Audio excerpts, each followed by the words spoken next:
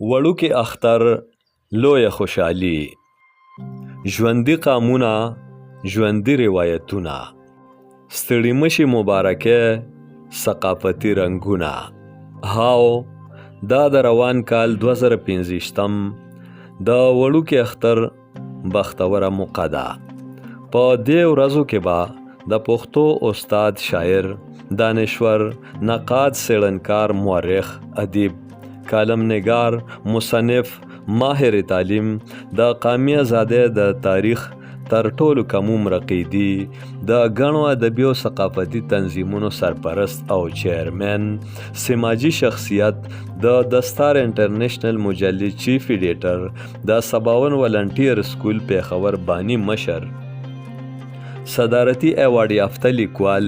ملي ادبي اتل او زموږ لارښود محترم پروفیسر جانزیب نیاز خپله حجره رزړو 400 کې د کلیوالو او میلمنو د اختر مبارکۍ دپاره ناست وو. په دغه موقع به د هغوی دوستان، مشران، کشران او شاګردان، شاعران هم د دعا، سلام، لیدلو کتلو او هرکلي دپاره راتلل. زړه او ذهن ته د سکون او قرار ورکولو دغه لمحې،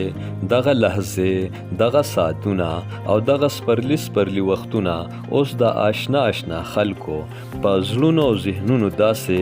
نقش دي چې تر عمره او مودو به یې یاد ساتي. په کال 2015 کې د پروفیسر جانزیب نیاز صاحب د حق رسېدو نه پس د پښتني کلتور تر مخه د اختر د ورځې د حجرې د ناستې دغه ګلورین مثبت روایت د هغوی زامنو ډاکټر کاظم نیاز او ښاغلي میرویس نیاز تر اوسه ژوندې ساتلی دی. د روان کال 2025 د وړوکی اختر په 2مه ورځ سحر وختي چې کله محترم ډاکټر کاظم نیاز خپل کلي رزړو ته راغی، نو تر ټولو لومبې په شیخ آباد کې د خواص خان بابا کنان خیل په نوم خپلې پلرنۍ هدیرې ته لاړه،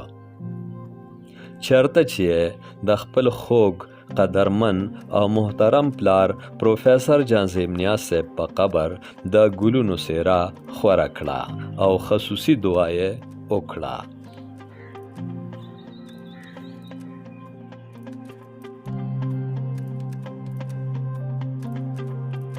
ډاکټر کاظم نیاز دغلته د خپلو نورو خپلوانو، خواخوږو مشرانو او کشرانو په قبرونو هم د ګلابونو پاڼې وشیندلې.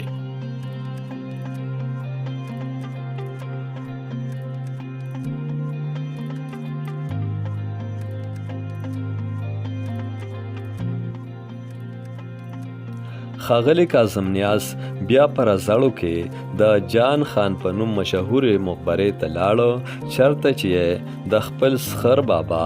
درون پښتون او نامتو سماجي شخصیت انعام الله جان خان او خپلو نورو مشرانو او خپلوانو په قبرونو د ګلونو پاڼې واچولې او د دعا دپاره یې لاسونه پورته کړل.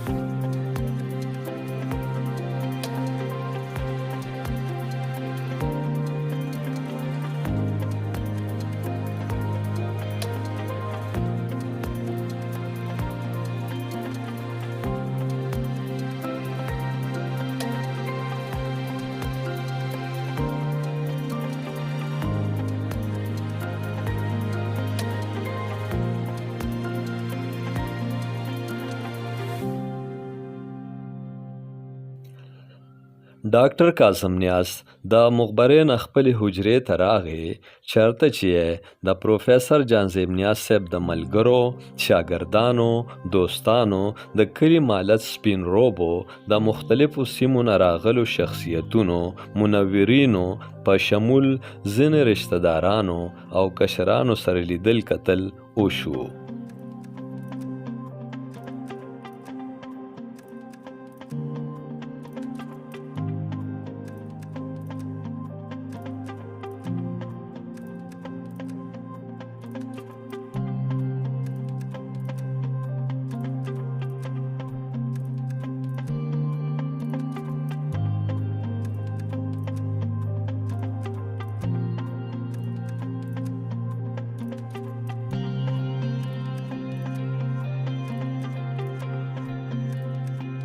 ډاکټر کاظم نیاز د ځینې کلیوالو سایلینو مسلې هم واورېدې او د سماجي او اخلاقي ذمهوارۍ لاندې د دغه مسلو د حل باور یې ورکړ.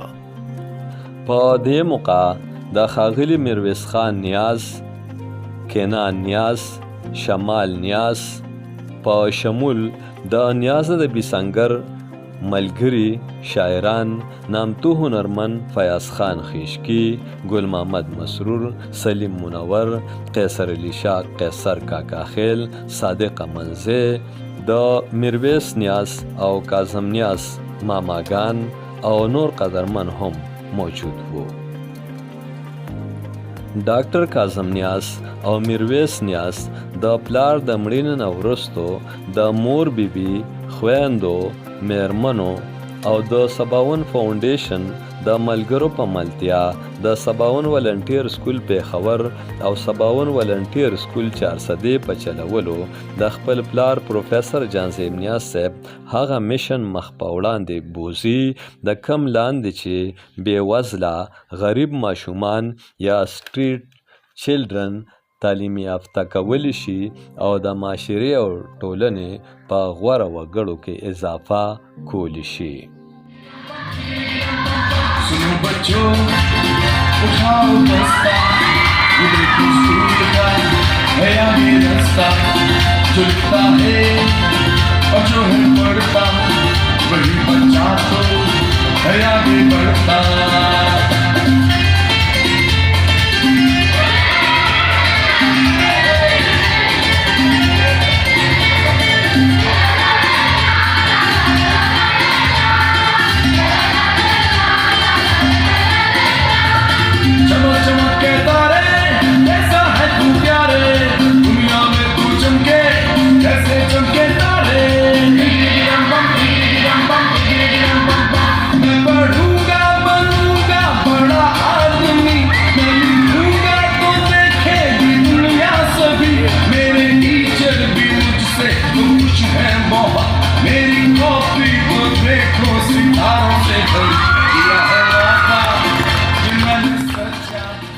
ډاکټر کاظم نیاز او میرویس نیاز په ترتیب سره د محترم پروفیسر جانزیب نیاز نوم ته د منصوب صوبایي ادبي تنظیم نیاز ادبي سنګر خیبر پښتونخوا د سرپرست او وایس چیرمن ایډمن ذمهواری هم ترسره کوي. ډاکټر کاظم نیاز یو صاحب طرز فطري شاعر هم دی. پروفیسر جانزیب نیاز د خپل شعر په ذریعه عام ولس او پښتون زلمی کول ته د یو بل د نازولو، قدرولو او پښتو پاللو تلقین داسې کوي: ګورې زه یم بهتر ووره له تانه، چې زه تا ګڼم دنیا کې نازولې، چې پښتون په دنیاوي پښتو به نه مري، خپل عاشق ته به وي دا معشوق تر غاړه.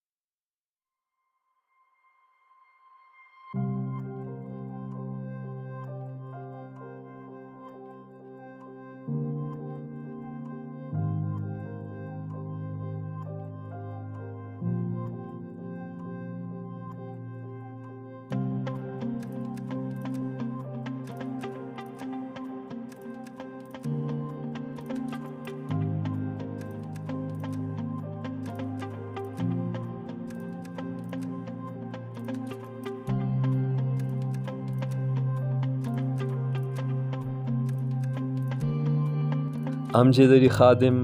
پښتونخوا ټي وي پیښور.